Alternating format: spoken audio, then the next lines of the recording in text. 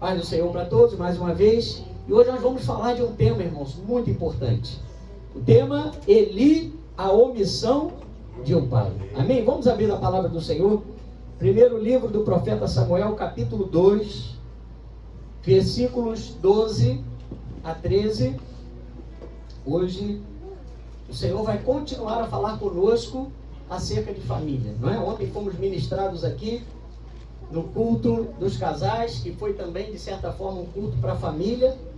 E ouvimos o Senhor falando conosco acerca da oração, que Ele nos espera para orar, para falar com Ele, que Ele quer ouvir a nossa voz. E hoje vamos falar sobre a omissão desse pai, Eli. 1 Samuel capítulo 2, versículos 12 a 13, diz assim a palavra do Senhor. Eram, porém, os filhos de Eli, filhos de Belial, e não se importavam com o Senhor. Pois o costume daqueles sacerdotes com o povo era que, oferecendo a alguém sacrifício, vinha o moço do sacerdote, estando-se cozendo a carne, com um garfo de 3 dentes na mão, e metiam na caldeira, ou na panela, ou no tacho, ou na marmita, e tudo quanto o garfo tirava, o sacerdote tomava para si. Assim se fazia todo Israel que ia ali a Siló. Versículo 17. Era, pois, muito grande o pecado destes moços perante o Senhor, porquanto eles desprezavam a oferta do Senhor. Vamos orar, Pai. Ó Deus, em nome de Jesus, te pedimos mais uma vez, Pai. Senhor, toma a frente da nossa vida, toma a frente, Pai, da nossa mente, do nosso coração. Senhor, te pedimos que esta palavra possa produzir frutos, Pai, em nossa vida, Senhor. Pai, que possamos atentar, Pai, para o bem mais precioso depois da nossa salvação, que é a nossa família, em especial os nossos filhos, Pai, para que possamos apresentá-los a Ti, Pai, para que possamos conduzi-los, Pai, no temor do Senhor, para que não venham a se desviar, Pai. Amém. Senhor, ó Deus, aviva a nossa fé, Pai, porque eu creio que a partir desta palavra, coisas grandes o Senhor fará através das nossas vidas e em nossas vidas. Tudo isso nós te pedimos e cremos no poderoso nome de Jesus. Você que crê, diga amém. Amém. Irmãos, os estudiosos da Bíblia alertam que, a exemplo do que vivenciou o povo de Israel ao longo da sua história, a cada 3 gerações do povo de Deus, a igreja corre o perigo de abandonar a fé. Ou seja, olha que afirmativa importante. A cada 3 gerações que se passam do povo de Deus, há um grande risco do povo de Deus, daqueles mais novos, abandonarem a fé, não conhecerem ao Senhor. E isso não se dá somente, irmãos, por causa do mundo que intenta contra a igreja.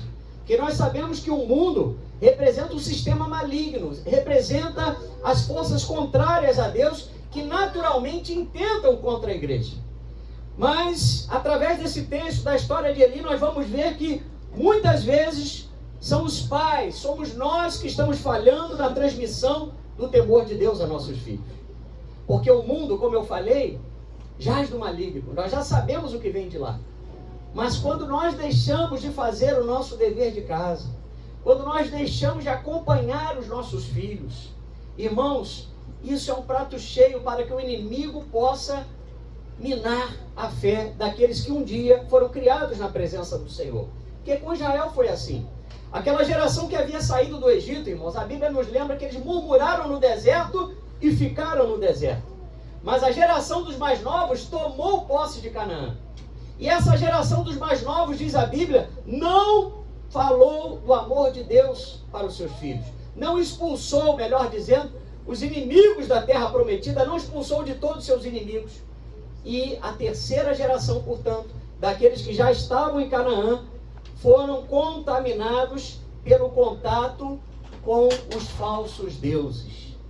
Ou seja, olha aí o perigo de nós não fazermos exatamente aquilo que Deus nos manda fazer. Presta atenção ao que Deus está falando conosco nessa noite. Porque nós sempre, irmãos, estamos focando no que o mundo pode nos fazer, nos riscos que vêm de fora. Mas a Bíblia está nos chamando nessa noite para algo que aconteceu na vida da casa de um sacerdote. A Bíblia está nos falando de alguém que conhecia a palavra de Deus, mas se omitiu, irmãos. E é muito triste porque parte do povo de Deus que estava em Canaã não conheceu o Deus de Abraão, de Isaac e de Jacó. não conhecia mais o Deus dos seus pais, não conhecia mais o Deus de Moisés, o Deus de Josué. E isso nos faz refletir sobre a nossa responsabilidade em transmitir às futuras gerações o quê? O temor de Deus. Nós temos que transmitir aos nossos filhos a palavra de Deus, sendo referências de fé e testemunho para eles, irmãos. Para que nós não venhamos a entregá-los de bandeja para o inimigo. Às vezes nós nos preocupamos em dar a melhor escola para os nossos filhos. Às vezes nos preocupamos em dar a melhor roupa, o melhor sapato, o melhor presente, o melhor passeio, a melhor viagem. Mas estamos esquecendo que o maior presente que nós podemos dar à nossa família, aos nossos filhos, é o temor de Deus. Porque o temor de Deus prolonga os dias deles sobre a face da terra. Aleluia! Você pode glorificar o Senhor? Aleluia! Aleluia! Em Êxodo 20, versículo 6, irmãos, a Bíblia diz que o Senhor visita a iniquidade dos pais nos filhos, até a terceira e a quarta geração daqueles que lhe aborrecem. Mas o Senhor também diz que Ele faz misericórdia até 1000 gerações daqueles que lhe amam e guardam os seus mandamentos. Então eu quero que a minha descendência seja abençoada pelo Senhor. Você quer que a sua descendência seja abençoada?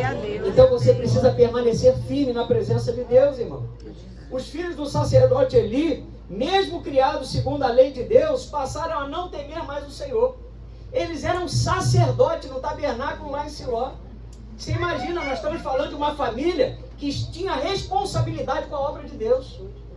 Irmão, isso é mais sério, porque, como eu falei, para aqueles que estão lá fora, eles já estão perdidos, eles precisam de Jesus.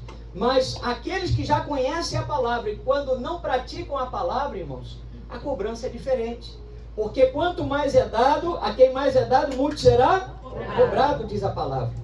Naquela época, Eli e seus filhos atuavam em Siló, e a Bíblia nos fala exatamente que houve uma geração do povo de Deus que não havia guardado a palavra, não havia implantado o temor de Deus aos seus filhos. Você imagina, Eli, seus filhos conviveram com pessoas, com judeus, com hebreus que tinham a informação de que Deus havia aberto o Mar Vermelho, de que Deus enviou o maná do céu, que havia enviado a coluna de fogo, a nuvem, a rocha que os acompanhava, mas ainda assim muitos deixaram de temer a Deus para fazer exatamente aquilo que o inimigo queria que eles fizessem. Irmãos, os cenários mudam, a história muda, mas os personagens são os mesmos. Deus, o homem e Satanás. Você pode dizer Deus, o homem e Satanás.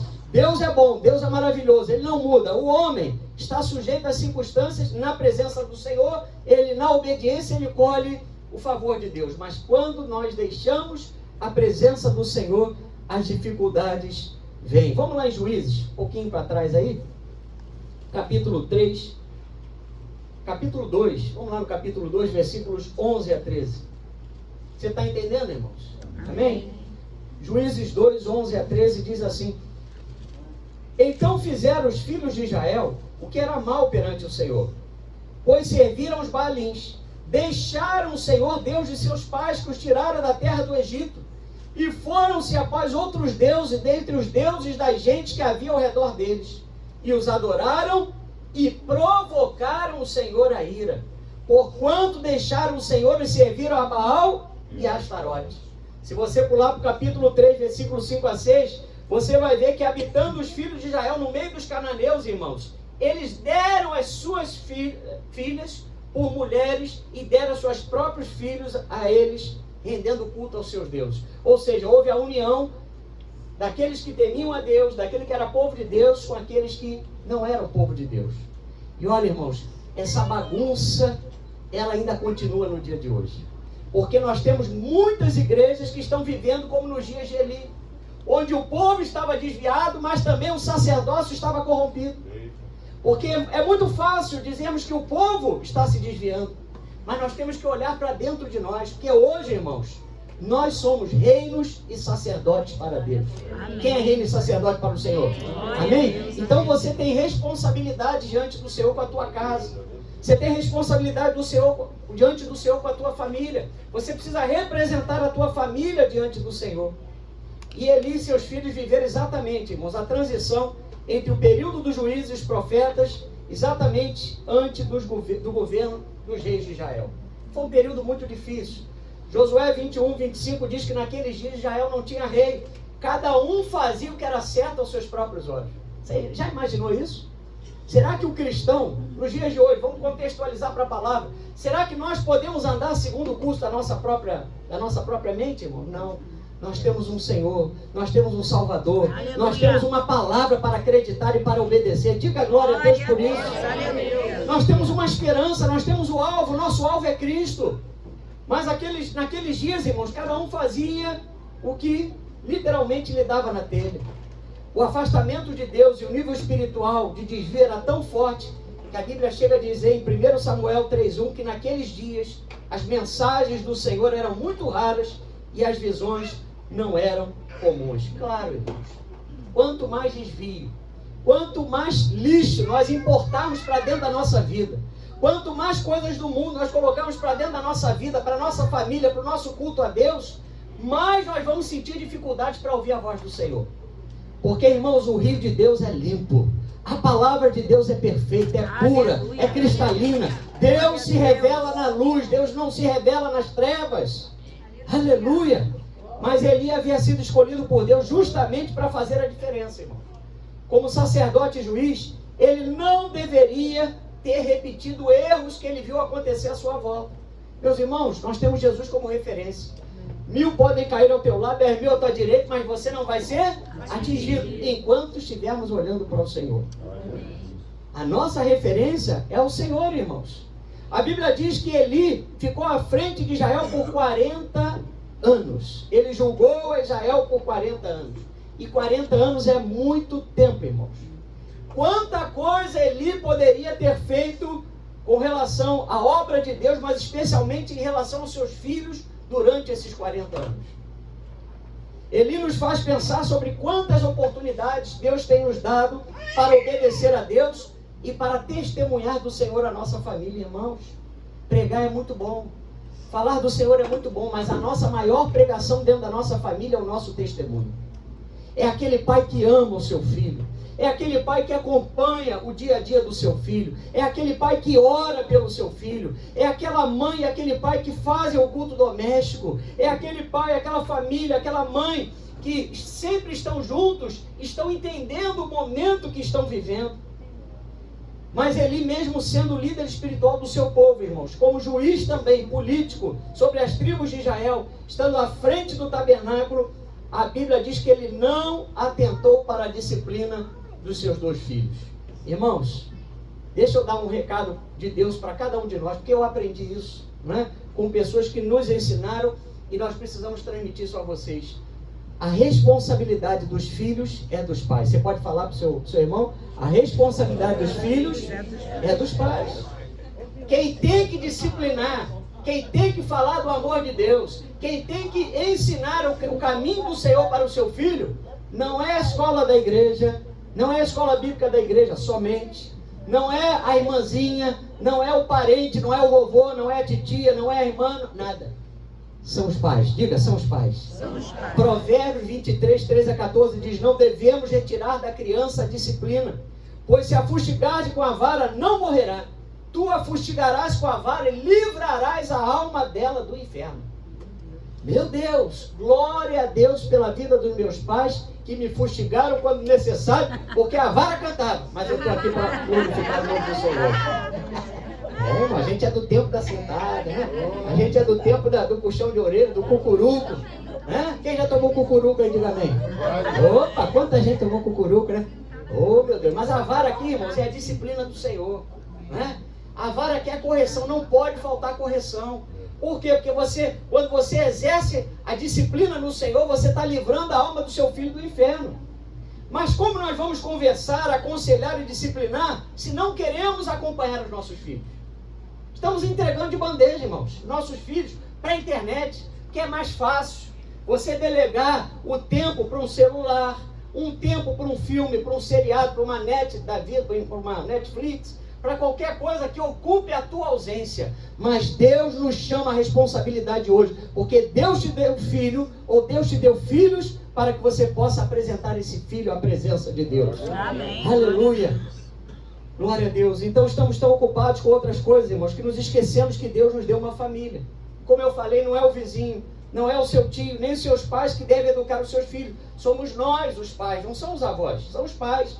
Provérbios 22:6 diz: ensina a criança no caminho que deve andar, e ainda quando for velho, não se desviará dele.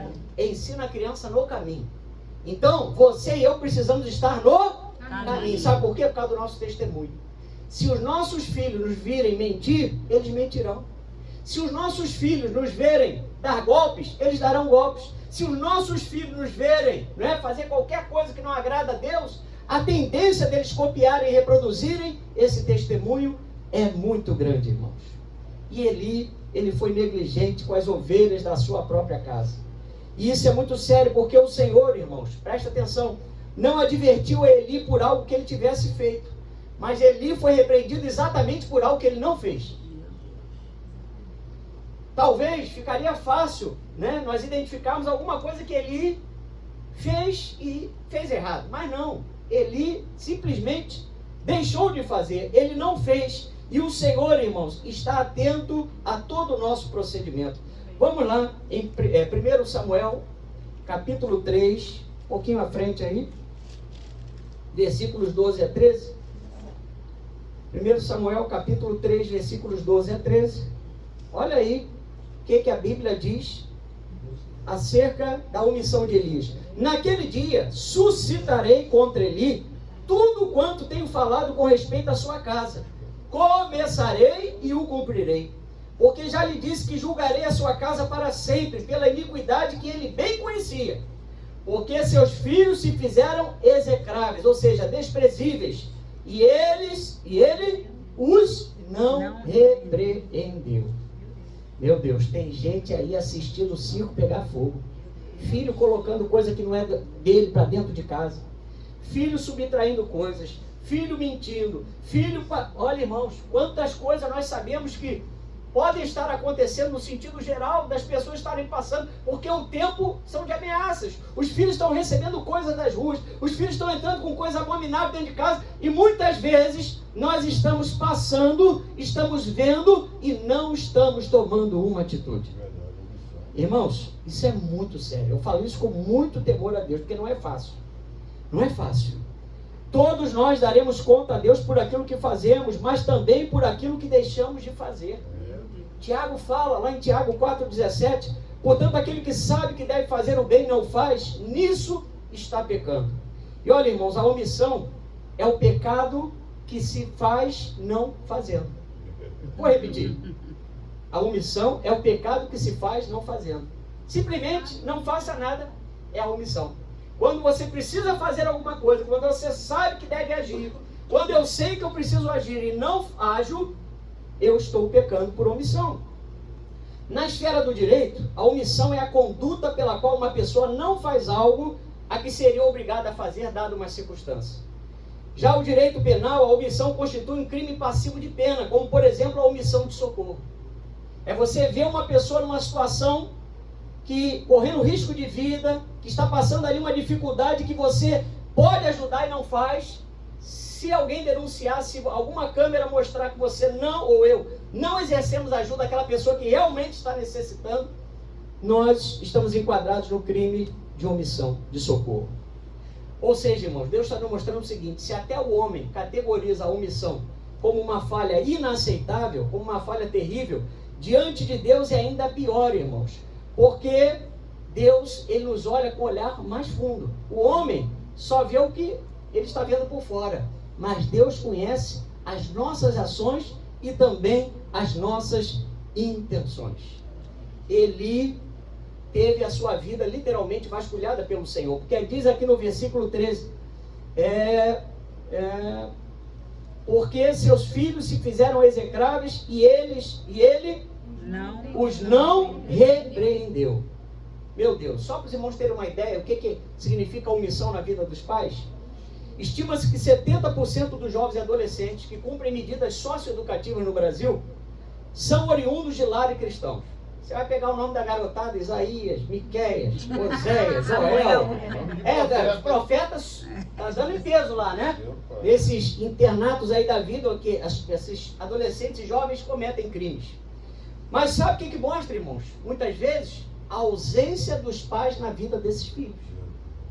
Porque se eles receberam nomes bíblicos e eram filhos de crentes, onde estavam esses crentes que não viram seus filhos se perder na sua própria casa? Porque, irmão, se você tem um endereço, se você tem um quarto para dormir, se você tem um lugar para voltar para casa depois do seu trabalho, você e eu temos por obrigação entender o que está se passando dentro da nossa casa. E não é o vizinho que vai intervir, não é o parente distante, somos nós que temos que agir. Fala assim, eu preciso agir. Eu preciso. Amém? Então existe uma ordem que não pode ser quebrada, irmãos. Primeiro vem o Senhor, depois vem a família e depois vem o ministério. Eli quebrou essa ordem. Eli se esqueceu dos filhos. E a Bíblia diz que os filhos são herança do Senhor. Irmãos, tem coisa mais valiosa que nós podemos receber em vida que um filho não tem. É o melhor presente. O melhor presente. Tinha um desenho do Imilinguido que falava, o melhor presente. Né? Melhor presente, porque são heranças do Senhor. O salmista no Salmo 127 diz que eles são como flecha nas mãos do guerreiro, e feliz é o homem que tem a sua aljava cheia deles. Por quê, irmãos? É a coisa mais bonita. À medida que a gente vai envelhecendo, vai passando o tempo, e você sente aquele prazer de estar assentado à mesa com seus filhos. Luquinha já está sentindo já o iniciozinho, né? Dessa maravilha da paternidade. Mas como aumenta a nossa responsabilidade? Como a gente se sente cobrado no sentido de fazer o melhor, no sentido de prover não só a nível material, mas sobretudo a nossa responsabilidade espiritual. Filhos só se tornam bênção quando eles recebem de nós a nossa orientação e a nossa supervisão. Que é muito fácil delegar para a igreja. É muito fácil dizer que o filho hoje está ruim porque a escolinha da igreja deu problema, porque não ensinavam legal, ou porque o material não era bom. É muito fácil, irmãos, a gente transmitir essa responsabilidade, essa dificuldade para outros, mas na verdade somos nós que temos que implantar o temor de Deus na vida deles. E é o que eu coloquei aqui na mensagem como paternidade participativa. Nós precisamos saber o dia a dia dos nossos filhos. Porque, irmãos, Eli era um homem bem sucedido ministerialmente, mas todo mundo sabia o que estava acontecendo. Ele era o único que não sabia. Às vezes, como a igreja, representando ali o povo de Deus naquela época, estava todo mundo sabendo que os seus filhos comiam a gordura da oferta que era do Senhor. Todo mundo sabia que eles se deitavam com mulheres à porta do tabernáculo. E ele, descansadinho, né? É como se não tivesse nada com a hora do Brasil. Irmãos, tem gente assim. Tem gente assim, tem gente que parece, está vendo literalmente o circo pegar fogo, está tudo desmontando, o vento está passando, e a pessoa está lá sentadinha na cadeira de praia com o seu suquinho no canudinho, e está vendo e não está agindo. Nessa noite o Senhor desperta. Se você não tem responsabilidade direta com o problema, você precisa orar para que aqueles que tenham que agir, que hajam em nome de Jesus. Verdade, amém. Aleluia. Amém. Isso é viver a fé no cotidiano, irmãos. Deuteronômio 6 diz que nós temos que inculcar em nossos filhos a palavra de Deus. É falar dela em nossa casa, andando pelo caminho, ao deitar, ao levantar, atar a palavra como sinal na tua mão, no teu frontal, entre os teus olhos, escrever a palavra nos umbrais da tua casa e nas tuas portas. Ou seja, a palavra, o testemunho de Deus precisa ser presente na nossa vida, porque isso é o que garante que nem nós e nem os nossos filhos se desviem da presença do Senhor. Mas calma, se os teus filhos estão desviados, há esperança para eles. Amém? Amém? Amém. Se Eli tivesse feito tudo isso, irmãos, e ao mesmo tempo atentado para o proceder dos seus filhos, essa história teria acabado diferente. Porque você vai ver que essa história acabou de uma forma muito triste. Certamente eles haviam sido ensinados como cultuar a Deus. Filhos Ofni e Finés, os filhos de Eli, foram ensinados acerca das leis do tabernáculo, mas isso não os isentou de pecar contra o Senhor. Talvez Eli tivesse muito ocupado, irmãos, com as demandas do tabernáculo, com problemas da comunidade para resolver, porque ele era um juiz, era como se fosse também uma função política para resolver problemas, resolver questões entre as pessoas, mas ele foi incapaz de pastorear os seus próprios filhos, irmãos. Isso é muito sério, porque nós estamos vivendo esse tempo. Muita gente é muito bom, né, do lado de cá, mas às vezes nós estamos esquecendo o que vem antes daqui, que é a nossa casa. Diga, a minha casa pertence ao Senhor. Pertence ao Senhor. Amém? 1 Timóteo capítulo 5, versículo 8, a Bíblia diz: ora, se alguém não tem cuidado dos seus, especialmente dos da própria casa, têm negado a fé e é pior do que o descrente. Irmão, essa noite não é fácil, não. É um assunto muito pesado que a gente está falando aqui. Mas é algo que o Senhor está nos vacinando para que nós não venhamos a viver essa dificuldade. Porque nós não temos que aprender somente passando pelos problemas. Nós podemos evitar os problemas. Isso é a sabedoria. Como está o nosso testemunho dentro da nossa casa? Porque Eli me fez lembrar muito, eu coloquei aqui, o general Naamã, irmãos. Que era um homem também bem sucedido na sua função como general. Mas aquele homem, a Bíblia diz que mesmo sendo reconhecido por muitas vitórias, ele tinha um terrível problema. Segundo Reis, capítulo 5, versículo 1, diz que Naamã, comandante do exército do rei da Síria, era grande homem diante do seu Senhor e de muito conceito. Porque por ele o Senhor dava vitória à Síria, era ele herói de guerra, porém leproso. Às vezes, nós colecionamos vitórias, pregações, louvores, aulas. Olha quantas coisas nós podemos fazer para Deus, como Eli havia feito muitas coisas. Mas às vezes a nossa lepra está na família. Às vezes a nossa maior dificuldade está na nossa família. Naamã, além do reconhecimento do rei da Síria, em meio à violência de vitórias, irmãos, ele era um guerreiro vencedor, ele tinha uma indumentária, ele tinha uma veste típica de um general, mas por dentro ele estava leproso. Eli era pior, porque Eli provavelmente não se dava conta que a lepra já havia tomado a sua família. Amados, assim era Eli, só que a lepra já havia tomado conta dos seus 2 filhos. Mesmo Eli sendo boca de Deus para Israel, Eli estava cego quanto aos testemunhos dos seus filhos. E isso nos ensina, irmãos, com muito temor eu falo isso, abre aspas, essa frase é de um famoso pastor antigo que diz: os pecados de uma liderança são mais graves e mais danosos. Presta atenção. Mais graves porque o líder peca quanto maior conhecimento e porque o líder denuncia o pecado em público e o comete em secreto. E mais danosos porque quando um líder cai, sua queda sempre conduzirá outros ao abismo. Meu Deus do céu. Se Eli soubesse o que a sua omissão causaria na vida dos seus filhos, causaria inclusive a nação de Israel, porque posteriormente a arca seria tomada pelos inimigos, Eli teria tomado uma posição a tempo, irmãos. Ele deveria ter zelado pela santidade da sua família para o tabernáculo, para que tudo fosse feito com reverência, porque naquela dispensação o sacerdócio se passava de pai para filho. É como se eu, sacerdote, vamos dizer que a Ana fosse fosse um menino, fosse um rapaz, chegasse a época, ela iria me suceder no sacerdócio. Hoje não.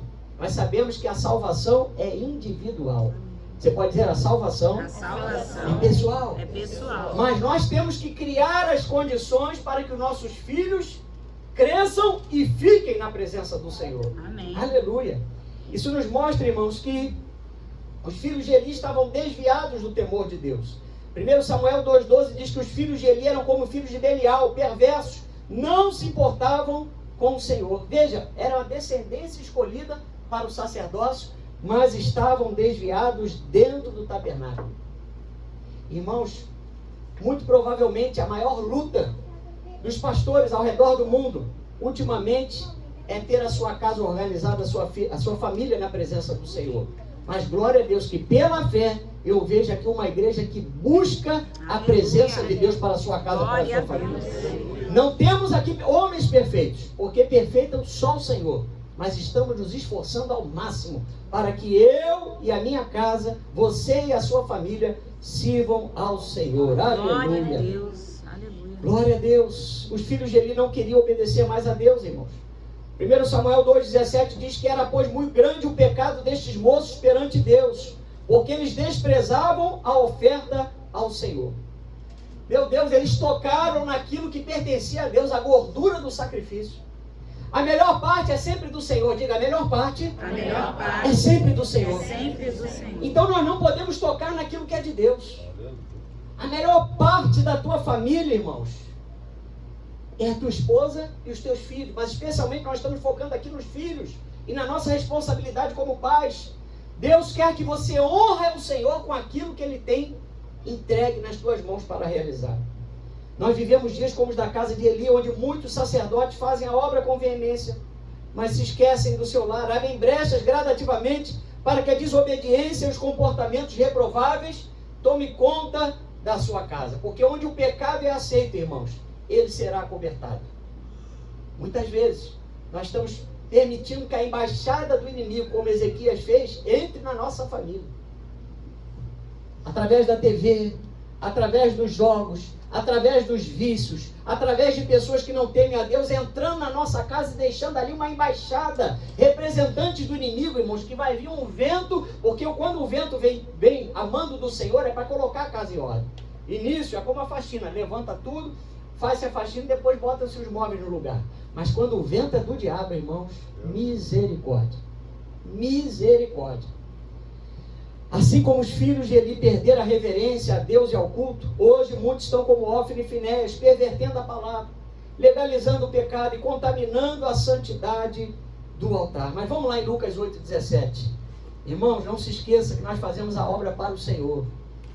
O pastor, eu não consigo ver, ainda mais se tirar meus óculos, é mesmo que eu não vejo nada, ou muito pouco. Mas o Senhor conhece todas as coisas, conhece o meu coração, conhece o seu coração. O Senhor tem expectativas a nosso respeito, a teu respeito. Lucas 8,17 diz: nada há oculto que não há de manifestar-se, nem escondido que não venha a ser conhecido e revelado. Eli estava, olha, praticamente cego com relação aos seus filhos. Todo mundo sabia, mas ele não sabia. Todo mundo tinha consciência dos erros dos seus filhos, mas ele não tinha. Deus então vai começar a levantar homens para falar com Eli. Aleluia. A Bíblia diz, irmãos, que a árvore que não der bons frutos será cortada e lançada ao fogo. Irmãos, nós não fomos projetados para a destruição, mas nós fomos projetados para a vida eterna. Você pode dar glória a Deus por isso? Glória a Deus. Aleluia. Glória a Deus. Eli e seus filhos deveriam expiar os pecados do povo através dos sacrifícios. Deveriam apresentar ofertas de manjares ou cereais. Deveriam apresentar holocaustos, sacrifícios pacíficos, ofertas pelos pecados. Deveriam interceder pelo povo. Deveriam ensinar a lei ao povo, irmãos. Mas, infelizmente, a Bíblia diz que os filhos de Eli se fizeram execráveis, ou seja, se tornaram como verdadeiras abominações. E não há perigo maior do que banalizar as coisas do Senhor.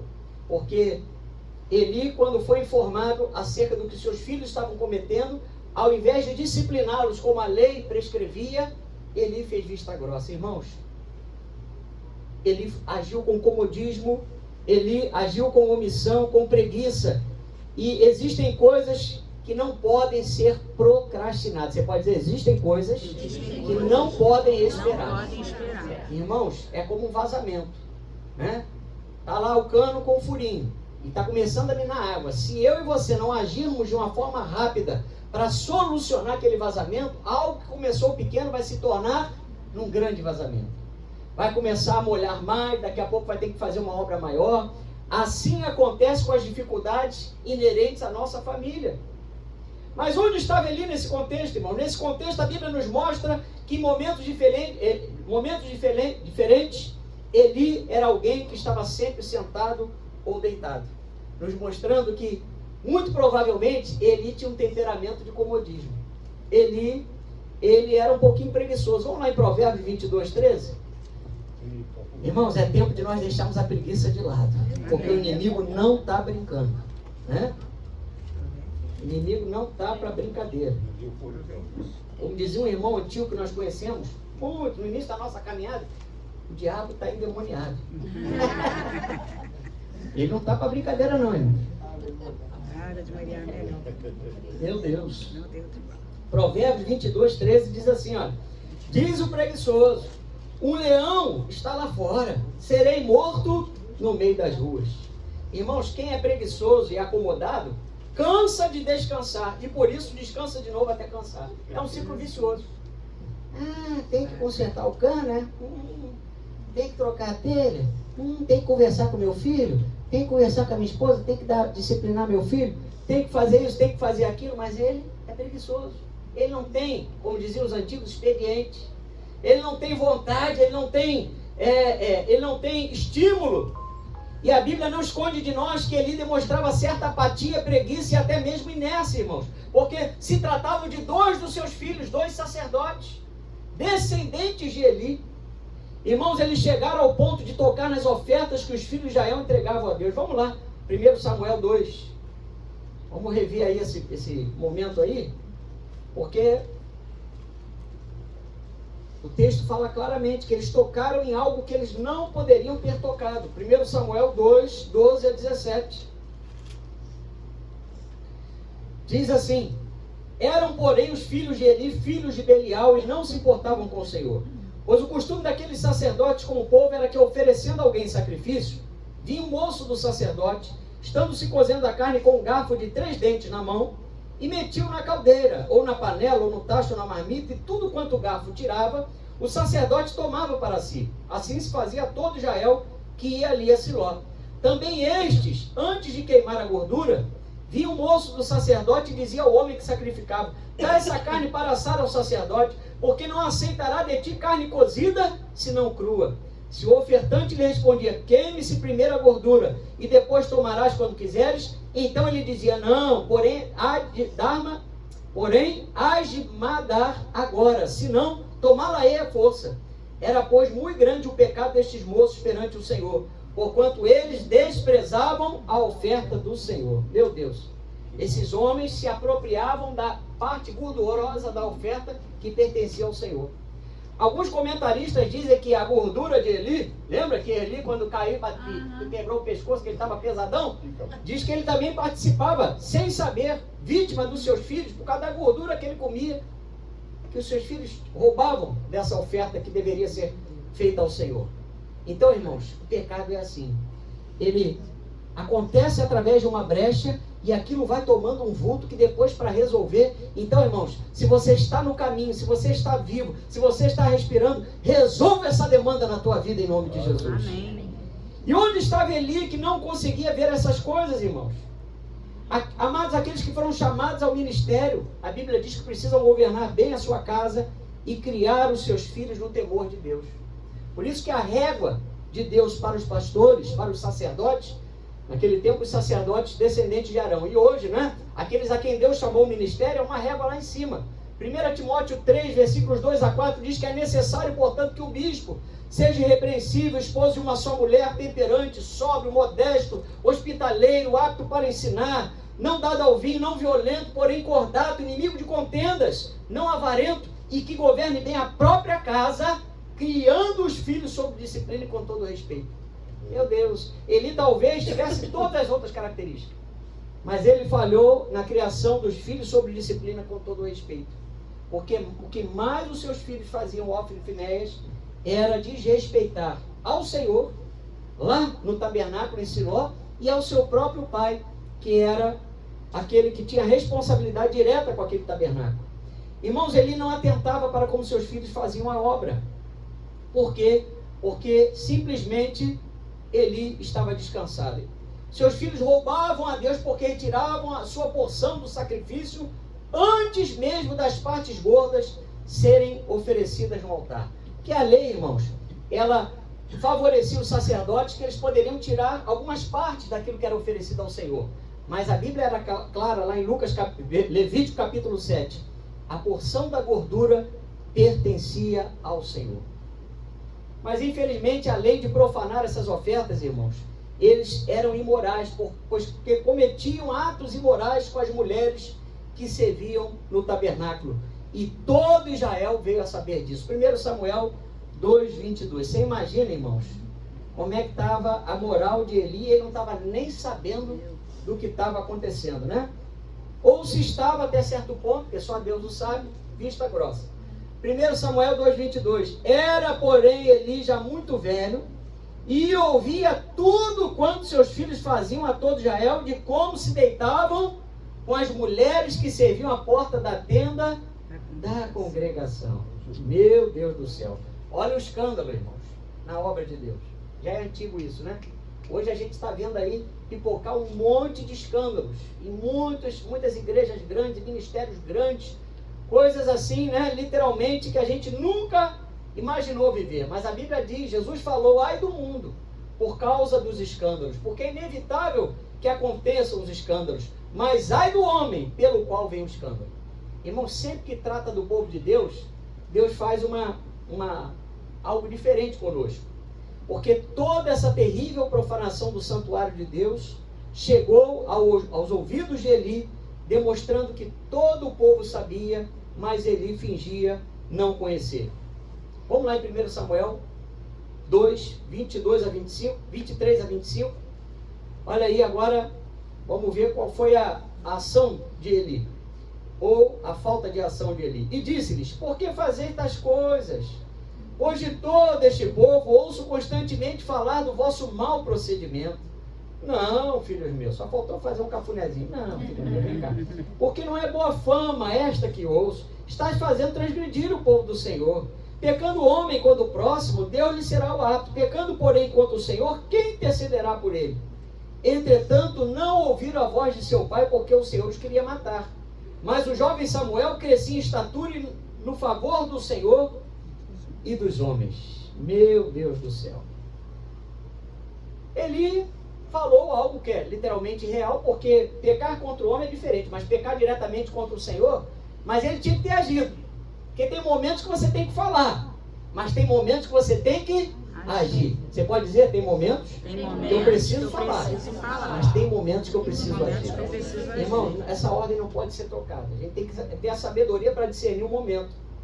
Olha, o ministério desses homens estava ridicularizado. E nesse ponto a maior falha era de Eli, tanto como pai como sacerdote, porque Eli deveria ter disciplinado seus filhos. Olha, eu fiquei sabendo, há testemunhas, que vocês estão, tomando da gordura dos sacrifícios que é do Senhor, vocês estão se deitando com mulheres à porta do tabernáculo. Então vem cá, porque nós vamos ter que aplicar a lei do Senhor contra vocês, porque eu não posso passar a mão sobre vocês, Deuteronômio 21, olha só. Olha como é que os filhos rebeldes a lei tratava naquele tempo, irmãos. Deuteronômio capítulo 21, 18 a 21. Diz assim: se alguém tiver um filho quanto mais, ou seja, teimoso e rebelde, que não obedece à voz de seu pai e à de sua mãe, e ainda castigado não lhes dá ouvidos, seu pai e sua mãe o pegarão e levarão os anciãos da cidade à sua porta. E lhes dirão: este nosso filho é rebelde quanto mais, não dá ouvidos à nossa voz, é dissoluto e beberrão. Então todos os homens da sua cidade o apedrejarão até que morra. Assim eliminarás o mal do meio de ti, todo Israel ouvirá e temerá. Meu Deus, naquele tempo funcionava assim. Se fosse hoje, irmão, ia faltar pedra, Porque o que tem de casa desorganizada, de sacerdote que está passando luta nessa área aí, mas, irmão, misericórdia, que o Senhor nos concede, que o Senhor nos dê graça e sabedoria para edificar o nosso lar. Que é fácil a gente, apontar a casa do outro, apontar as dificuldades do outro, mas nós temos que olhar para nós mesmos, é um exercício. Amém. Nós não podemos colocar os óculos de escuro que Eli colocou, não podemos descansar como Eli descansou. Mesmo o testemunho dos seus filhos sendo terrível, irmãos, a ponto deles usufruírem de favores sexuais das mulheres à porta da tenda da congregação, profanando o culto local sagrado, Eli se omitiu. E a Bíblia diz que a omissão de Eli fez os seus filhos entrarem para a história como filhos de Belial. Meu Deus do céu. Eu quero e posso olhar, e pela fé sei que continuarei olhando, e até a volta de Jesus, que a minha filha é uma bênção, o seu filho é uma bênção. Se não está, comece a profetizar e a cumprir a palavra de Deus para que a tua casa sirva ao Senhor. Amém. Aleluia. Mas não permita que o fim dessa história seja que o seu filho ou o meu filho seja chamado de filho de Belial. Todos viam, mas Eli não enxergava como estavam seus filhos. Quando o líder peca, irmãos, a mensagem que ele passa é que o povo também pode pecar, pois o líder é imitado tanto nas virtudes como nos seus defeitos. O que o pessoal devia pensar de Eli? Ele não faz nada. Olha só, em plena luz do dia, os seus filhos estão se deitando com as mulheres à porta do tabernáculo. Meu Deus, a pessoa ia sacrificar e entregar o sacrifício ali mesmo. Via que o seu sacrifício era, vamos dizer assim, mexido por homens para que a melhor parte fosse para os homens e não para Deus. Irmãos, tudo isso estava muito claro e evidente. As pessoas tentaram advertir, mas não houve jeito. Eli também não ouviu a advertência pela boca do profeta de Deus. Olha, Deus levantou um profeta para dizer: Eli, você está honrando mais os seus filhos do que a mim. Irmãos, Vamos lá para você ver 1 Samuel 2, 27 a 34. É duro, mas a gente tem que falar, irmãos. O evangelho não é só rosa, tem uns espinhos, né? Ele tem que ensinar. A rosa é bonita, mas Deus tem que fortalecer nossas mãos para lidar com os espinhos. 1 Samuel 2, 27 a 34. Verdade. 1 Samuel 2, 27 a 34 diz: Veio um homem de Deus a Eli e lhe disse: Assim diz o Senhor, não me manifestei na verdade à casa de teu pai, estando os israelitas ainda no Egito, na casa de Faraó? Eu escolhi dentre todas as tribos de Israel para ser o meu sacerdote, para subir ao meu altar, para queimar o incenso, para trazer a estola sacerdotal perante mim. E dei à casa de teu pai todas as ofertas queimadas dos filhos de Israel. Porque pisais aos pés os meus sacrifícios e as minhas ofertas de manjares que ordenei se me fizessem na minha morada? E tu, porque honra a teus filhos mais do que a mim, para tu e eles vos engordades das melhores de todas as ofertas do meu povo de Israel. Portanto, diz o Senhor Deus de Israel, na verdade dissera eu que a tua casa e a casa de teu pai andariam diante de mim perpetuamente. Porém, agora diz o Senhor, longe de mim tal coisa, porque aos que me honram, honrarei, porém os que me desprezam serão desmerecidos. Eis que vem dizem que cortarei o teu braço e o braço da casa do teu pai, para que não haja mais velho nenhum em tua casa. E verás o aperto da morada de Deus, a um tempo com o bem que fará Israel, e jamais haverá velho em tua casa. O homem, porém, da tua linhagem, a quem eu não afastar do meu altar, será para se consumir os teus olhos, e para entristecer a tua alma, e todos os descendentes da tua casa morrerão na flor da idade. Ser-te-á por sinal que sobreviverá a teus dois filhos, a Ofni e Finéias, ambos morrerão no mesmo dia. Meu Deus, olha que profecia, que palavra Eli recebeu. Você pensa que o homem acordou e diz assim: Não. como dizia a Hebe, nanani, nananão. Não, irmão, ele não acordou, não. Você pensa que ele despertou para a vida? Tem gente, irmão, que a chuva tá forte, está chovendo canivete, está chovendo tudo. O temporal está armado, está tudo difícil e a pessoa não acorda. A pessoa não consegue ver que precisa tomar uma posição. A teimosia de Eli não parou, irmãos. O próprio Samuel, que cresceu diante dos seus olhos, aos seus cuidados, também entregou um recado de Deus a Eli. 1 Samuel 3, 14 a 15. Portanto, jurei à casa de Eli que nunca lhe será expiada a iniquidade, nem com sacrifício, nem com oferta de manjares. Ficou Samuel deitado até pela manhã, então abriu as portas da casa do Senhor, porém temia relatar a visão a Eli. Meu Deus. Versículo 18. Então Samuel lhe referiu tudo e nada lhe encobriu. E disse Eli: é o Senhor? Faça o que bem lhe aprouver. Meu Deus do céu. A Bíblia, na linguagem de hoje, traduz esse texto dizendo: faça a Deus o que achar melhor. Igreja, sabe o que Eli estava dizendo o seguinte? Sabe o que Eli estava dizendo nesse momento? Melhor dizendo, ele estava dizendo que ele estava se rendendo ao problema. Porque nem para clamar por misericórdia de Deus esse sacerdote serviu para clamar pelos seus filhos. Nem para dizer: Senhor, misericórdia, eu errei, Senhor.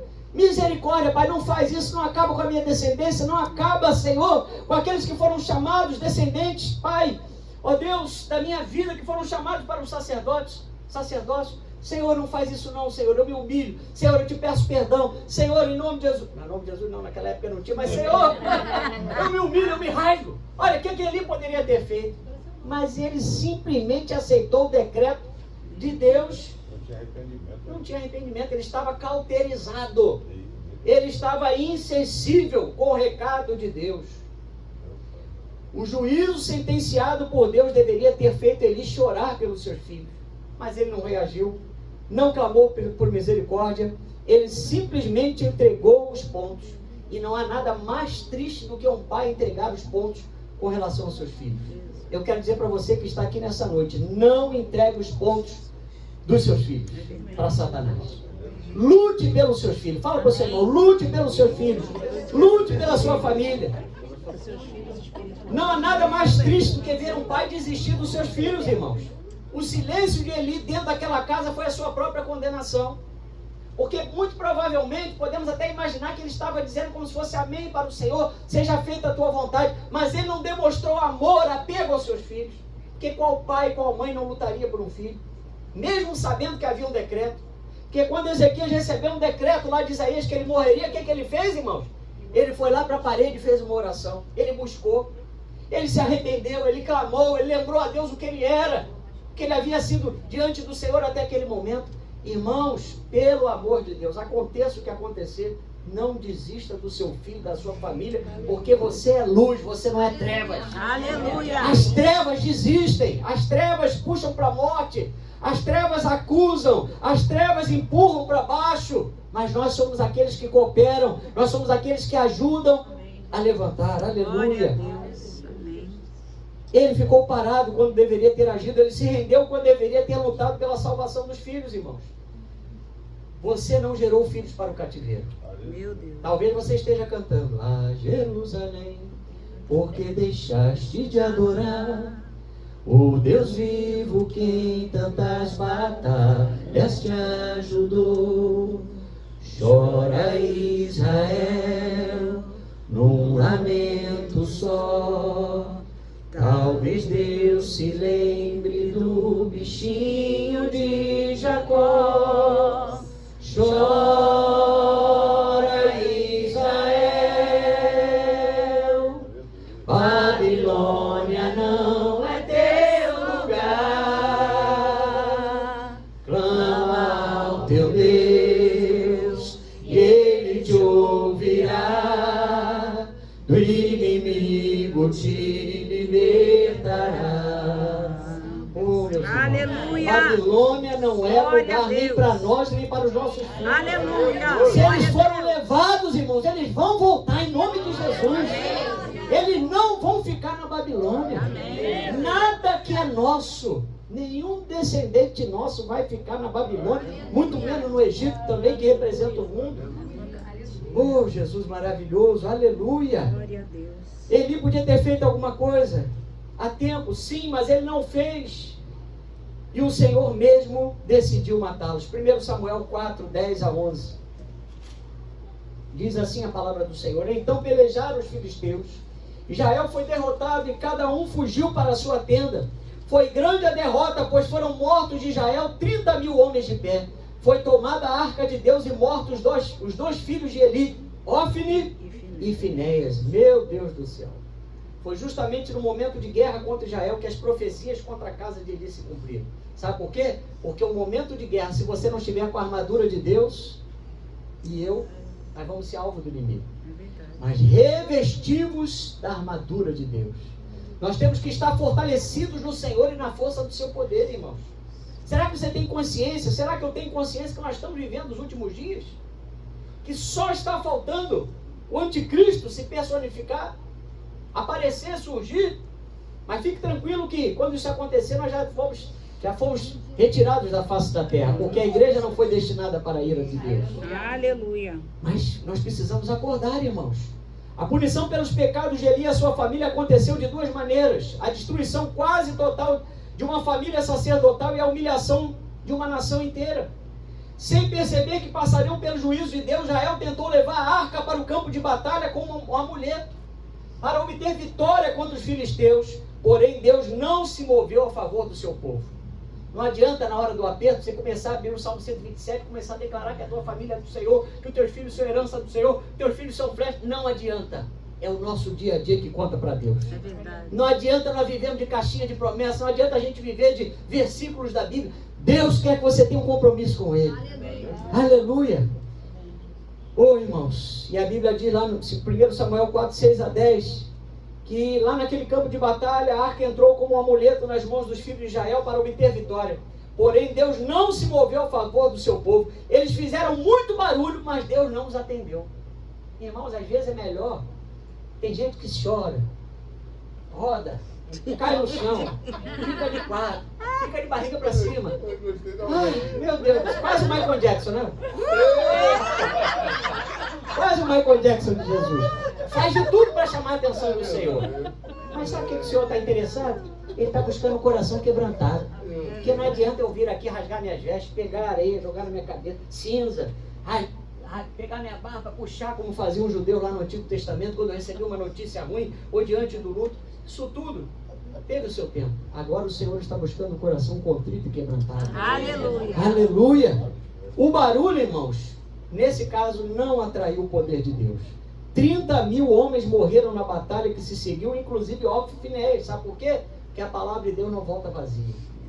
Hoje você que está aqui, que entrou por essas portas, Deus está te dando a oportunidade de edificar a tua casa da maneira correta. Glória a Deus. Não importa o que já aconteceu, o importa é daqui para frente. Amém. Se você crê no Senhor Jesus, será salvo tu e a tua casa. Aleluia. Aleluia. Glória a Deus. A arca foi parar na mão dos filisteus da noite para o dia. Israel perdeu uma batalha e perdeu os seus 2 sacerdotes, filhos de Eli.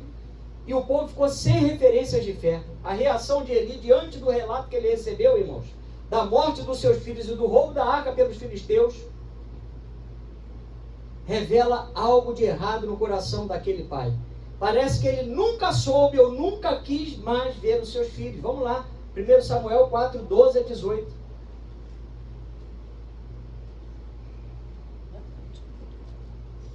Olha só. Então correu um homem de Benjamim, saído das fileiras, e no mesmo dia chegou a Siló.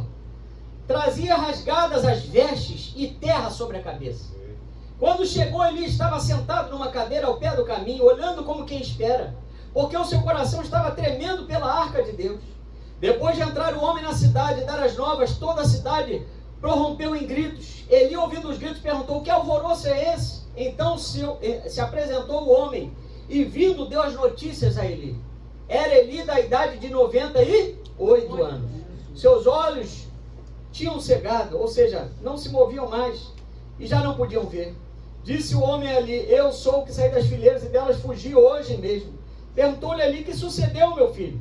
Então respondeu o que trazia as novas e disse: Israel fugiu de diante dos filisteus. Houve grande morticídio, 30.000 morreram dentre o povo. E também os teus 2 filhos, Ofni e Finéias, foram mortos, e a arca de Deus foi tomada. Ao fazer ele menção da arca de Deus, veja, não foi pelos seus filhos e pela arca, mas só pela arca, presta atenção no detalhe. Caiu Eli da cadeira para trás, junto ao portão, e quebrou-se no pescoço e morreu, porque era já homem velho e pesado. E havia ele julgado a Israel 40 anos. Irmãos, a colheita foi terrível. Eli, seus filhos e uma de suas noras morreram todos no mesmo dia, quando Ofni e Finéias cometeram o pecado de retirar a arca da aliança do tabernáculo e a levar para o campo de batalha.